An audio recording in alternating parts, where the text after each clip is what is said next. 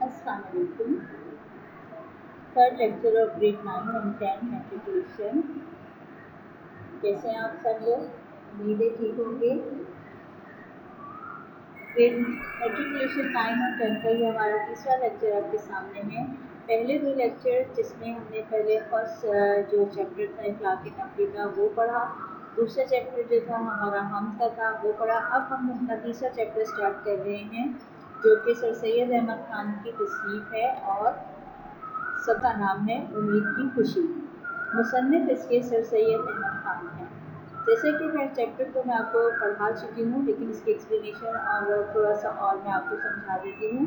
सबक उम्मीद की खुशी में सर सैयद अहमद खान ने बहुत खूबसूरत अंदाज में ज़िंदगी में हमें नाउम्मीद होने से बचाने के लिए बहुत अच्छा पैगाम दिया है।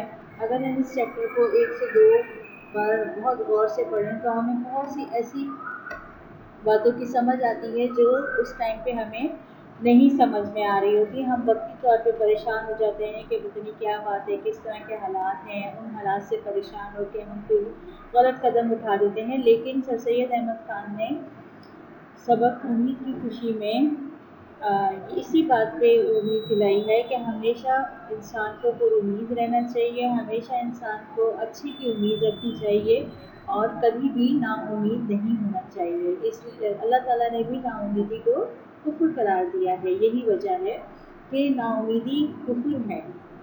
सर सैयद अहमद खान का तारुफ हम छोटा सा रिव्यू कर लेते हैं। आज जो है 17 अक्टूबर 1817 को दिल्ली में पैदा हुए। आपके वालिद का नाम सैयद अहमद तखवी था। आप दरवेश सिफत बुजुर्ग थे। दरवेश सिफत बुजुर्ग का मतलब यानी कि दीनदार आलिम दीन के घराने से आपका ताल्लुक़ था। आपने कुरान मजीद, हदीस और फ़िक़्ह की तालीम 18 साल की उम्र में मुकम्मल कर ली थी। आपने अपनी अदबी ज़िंदगी का आगाज़ भी एक अखबार से शुरू किया था। जंग आज़ादी के ज़माने में अंग्रेज़ों की जानें बचाने पर आपको सर का खिताब मिला था। अंग्रेज़ इस बात पे शायद खुश थे कि जो ना सर सैयद अहमद खान उनके साथ हैं, लेकिन ऐसा कि सिर्फ गलतफ़हमी ही थी। इसी दौरान आपने अंग्रेज़ों की गलतफ़हमी दूर करने के लिए आपने असबाब बगावत हिंद और रिसालत तहज़ीबुल इखलाक का इजरा किया। असबाब बगावत हिंद जो रिसाला था उसमें मुसलमानों के साथ जो हिंदुस्तान में सलूक हो रहा था उसके ऊपर आपने बहुत ज़्यादा आवाज़ उठाई और मुसलमानों को इस बात का एहसास दिलाया कि तालीम आपके लिए बहुत ज़रूरी है। जब तक आप अंग्रेज़ी तालीम हासिल नहीं करेंगे तब तक आप किसी से भी मुकाबला नहीं कर सकते। असबाब बगावत हिंद जब रिसाला निकला तो उसके आपको बहुत सारी जो है इसके खिलाफ जो है आपको बहुत सारी बातें सुनने को मिली, आपको बहुत सारी सख्तियाँ सहने को मिली, आपको जेल में भी डाला गया, लेकिन आपने मुसलमानों का साथ नहीं छोड़ा। इसी तरह आपने रिसाला तहज़ीबुल इखलाक का इजरा किया जिसके अंदर आपने नौजवानों की तहज़ीब और नौजवानों के इखलाक के ऊपर बहुत कॉलम्स लिखे। सर सैयद अहमद खान चूँकि एक मायानाज़ शख्सियत थे, उनके जो किताबात थे, आपने मुग़ल बादशाह बहादुर शाह ज़फ़र ने आपको जवाज़ुद्दौला और आरिफ़ जंग के किताबात दिए थे। आपको अंग्रेज़ हुकूमत ने सर का खिताब दिया और आपकी मशहूर किताबें जो थी वो आसारुस्सनादीद, इक़बात अहमदिया, इसबाब बगावत हिंद और तारीख़ सरकशी बजनून बहुत मशहूर हैं। सबक का तफ़हीमी जायज़ा ये है कि सबक चूँकि हम पढ़ चुके हैं और आपको मैं समझा भी चुकी हूँ क्लास में, लेकिन दोबारा समझने के लिए ज़रूरी है कि सर सैयद अहमद खान ने सबक उम्मीद की खुशी में उम्मीद को मुखातिब करते हुए कहा है कि उम्मीद एक ऐसी मोहब्बत का फल, उम्मीद की वजह से एक ऐसा मोहब्बत का फल मिलता है और उम्मीद ही हर दर्द की दवा है। इस सबक में मुसीबत ज़दा माँ अपने बेटे को झूले में लोरी सुनाती है और उसे लंबी उम्र और सुकून की दुआ देती है, और ये सब उस उम्मीद के सहारे देती है क्योंकि वो माँ अपनी गुर्बत के वक्त में अच्छे वक्त की उम्मीद लगा के बैठी होती है।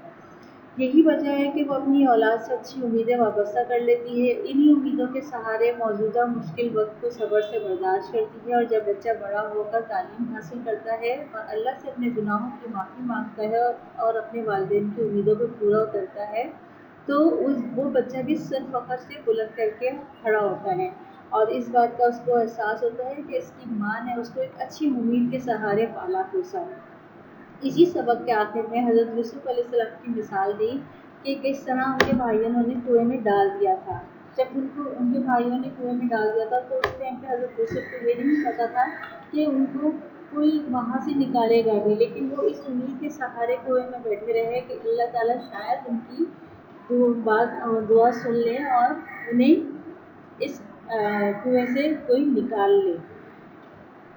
اسی لیے اس سبق میں جو ہے مصنف نے حضرت یوسف علیہ السلام کی مثال دی کہ وہ بے گناہ قیدی اندھیرے کنویں میں 7 تہہ خانوں میں بند ہے۔ پھر جب وہ اندھیرے کنویں سے نکالے گئے اس کے بعد حضرت یوسف علیہ السلام کا اگر قصہ آپ کو یاد ہو تو ان کو پھر بادشاہ اپنے محل میں لے گئے تھے، وہاں ان کو قید خانے میں ڈال دیا تھا۔ اس قید خانے میں بھی وہ اسی امید کے سہارے رہے کہ کسی نہ کسی وقت میں وہ تہہ خانے سے قید خانے سے نکل آئیں گے، اور ہوا یہی کہ ایک وقت ایسا آیا کہ وہ اس قید خانے سے نکل کے اس جگہ کے بادشاہ کے بہت قریبی ساتھی بن گئے تھے۔ سبق کو آپ لوگ اچھی طرح سے پڑھیں۔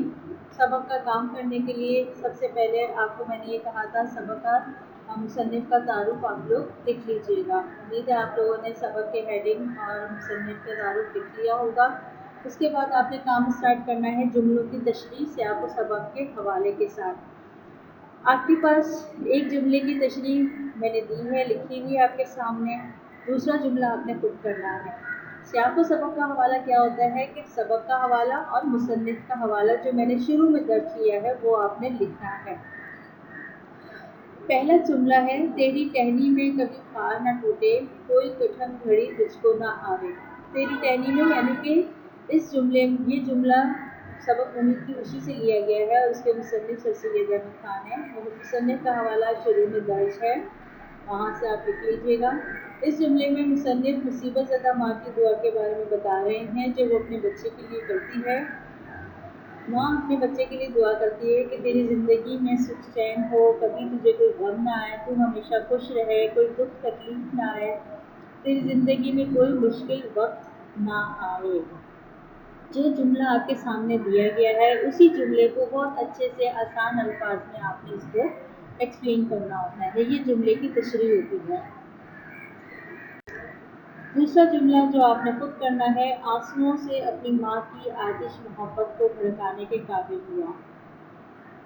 آنسوؤں سے اپنی ماں کی آتش محبت کو بھڑکانے کے قابل ہوا، یعنی کہ آتش محبت کے میننگ میں نے آپ کو لکھوائے تھے محبت میں جوش پیدا ہونا۔ اس جملے میں مصنف جو ہے بچہ اپنی ماں کی محبت کو کیسے بھڑکاتا ہے، جب بچہ روتا ہے تو اس کی ماں کے دل میں اس کے لیے محبت بڑھ جاتی ہے، ماں تڑپ جاتی ہے، اسی وجہ سے وہ فوراً بچے کو اپنے گلے سے لگاتی ہے اور اس کے آنسو کو برداشت نہیں کر پاتی، اپنی اولاد کے آنسو سے برداشت نہیں ہوتے اور اس کی محبت میں تڑپ کے بے قرار ہو جاتی ہے۔ اولاد بھی یہ بات کسی حد تک جانتی ہے، اس لیے وہ اپنے والدین کی محبت کو آزمانے کے لیے رو کر اپنی خواہشات کا اظہار کرتی ہے۔ جیسے کہ عام دن میں دیکھا جائے کہ آپ لوگ بچے بھی جب کوئی بات منوانی ہوتی ہے اپنے پیرنٹس سے تو آپ لوگ بھی روتے ہیں، ضد کرتے ہیں۔ اسی طرح بچوں کو پتہ ہوتا ہے کہ اگر میں روؤں گا، گڑگڑاؤں گا، ضد کروں گا تو میری ماں میری باپ میری خواہش کو پورا کریں گے۔ یہی وجہ ہے کہ وہ روتا ہے، آنسو بہاتا ہے اور اپنی ماں کی آتش محبت کو بھڑکاتا ہے۔ اور ماں جو ہے اولاد کے ماں اور اولاد کا تعلق ایسا ہوتا ہے کہ وہ اتنا خلوص ہوتا ہے کہ ماں اس کی ذرا سے آنسوؤں سے پگھل جاتی ہے اور اس کی خواہشات کو پورا کرتی ہے۔ اب آ جائیں مشق کے سوال و جواب کی طرف۔ جب آپ یہ دو جملوں کی تشریح کر لیں گے اس کے بعد آپ پیج نمبر 21 پر آئیں گے اور مشق کے سوال کریں گے۔ سوال نمبر 1 میں ہے کہ درج ذیل سوالات کے جواب دیجیے الف تا ح، یعنی کہ سوال نمبر الف سے لے کر ہ تک کے آپ نے تمام سوالوں کے جواب لکھنے ہیں۔ اس کے بعد آپ نے سوال نمبر 2 مرکزی خیال کرنا ہے۔ مرکزی خیال اور سوال جواب کے لیے آپ لوگوں کو ایک میں نے لنک سینڈ کیا تھا جب ہمارے سیکنڈ چیپٹر کا تھا، اس میں وہ لنک آپ نے ڈاؤن لوڈ کر لیں یا آپ اپنے کوئی نوٹس خرید لیں، وہاں سے آپ مرکزی خیال اور سوال جواب کی ہیلپ لے سکتے ہیں۔ سوال نمبر 3 ہے درج ذیل الفاظ تراکیب اپنے جملوں میں استعمال کریں۔ الفاظ تراکیب کیا ہوتے ہیں؟ یعنی کہ کمپاؤنڈ الفاظ، کمپاؤنڈ ورڈز، جیسے دو الفاظوں سے مل کے جو لفظ بنتے ہیں ان کو الفاظ تراکیب کہتے ہیں، یعنی کہ دو الفاظوں سے مل کر بننے والے جملے آپ نے بنانے ہیں۔ جیسے آپ کے پاس یہاں پر چیپٹر میں دیا ہوا ہے محنت کا پھل، اس کو اپنے جملے میں استعمال کرنا ہے۔ آتش محبت، درد کی دوا، خوش الحان یعنی کہ اچھی خوبصورت آواز، بے ریا خیال یعنی کہ کسی بھی خراب خیال سے پاک، کٹھن گھڑی یعنی کہ مشکل وقت۔ صفحہ نمبر 22 پر آ جائیں گے تو سبق میں سے 5 تراکیب لفظی تلاش کر کے معنی لکھیں۔ یہ ورک شیٹ میں نے آپ کو دے دی ہے، یہاں سے آپ اس کو کاپی کر سکتے ہیں۔ وہ الفاظ جو دو الفاظ سے مل کر بنتا ہے تراکیب لفظی کہلاتا ہے۔ تراکیب لفظی اگر بک میں ہم تلاش کریں تو اس چیپٹر میں تو آپ کے سامنے دیے ہوئے خوش الحان یعنی کہ اچھی آواز، خوش آئین خوشگوار، آتش محبت محبت کی آگ، بے ریا خیال وہ خیال جس میں دکھاوا نہ ہو، بے یار و مددگار جس کا کوئی ساتھی نہ ہو۔ ٹھیک ہے، یہ والی ایکسرسائز آپ یہاں سے کر سکتے ہیں۔ حصہ قواعد کی طرف آ جائیں۔ سوال نمبر 6 پیج نمبر 22 پر بھی آپ کا سوال نمبر 6 آپ کو نظر آئے گا۔ درج ذیل جملوں میں سے اسم، فعل اور حرف کی نشاندہی کریں۔ چونکہ اب آپ کلاس 9 اور 10 میں آ چکے ہیں، شروع سے ہی اسم، فعل اور حرف آپ پڑھتے آ رہے ہیں۔